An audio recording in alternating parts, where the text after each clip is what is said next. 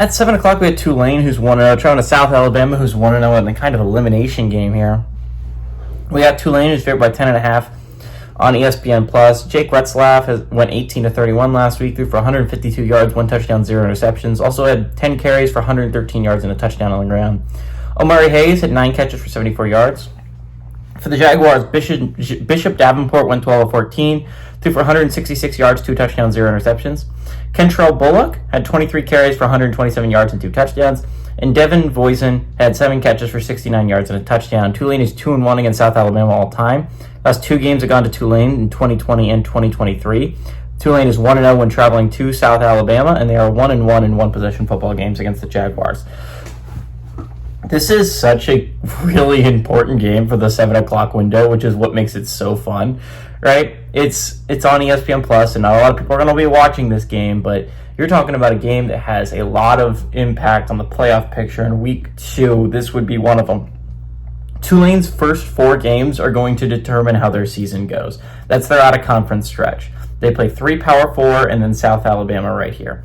South Alabama, same thing. This is a big game to determine your playoff hopes as well, right? You start the season 1-0, very solid start. You're playing a good Tulane team, but you get them at home on the bright side.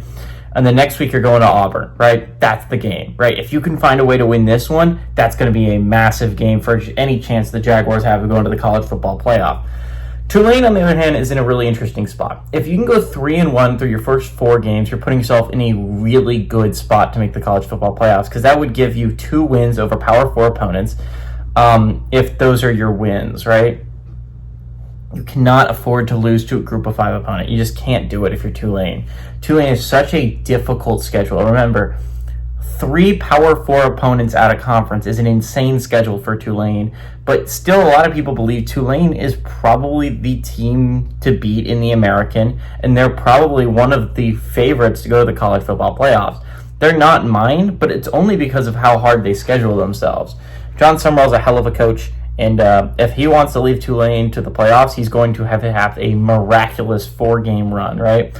3-1 is probably the worst you can do in this stretch and still put yourself in a position where you can make the college football playoff.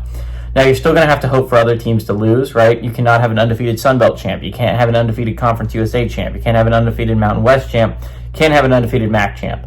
The chances that, and outside of the Sun Belt, any of those conferences, maybe you can get a Conference USA undefeated, but again, this is big if you're Tulane because, number one, not only is it a chance to start 2-0, heading into a big game against Duke next week, it's a chance to knock out a Sun Belt opponent, which right now, if you did not know, there's 30 eligible teams for the college football playoff that are undefeated in the Group of 5. 9 of them belong to the Americans, 7 of them belong to the Sun Belt. The Sun Belt is the Americans' biggest enemy when it comes to putting a team in the college football playoffs.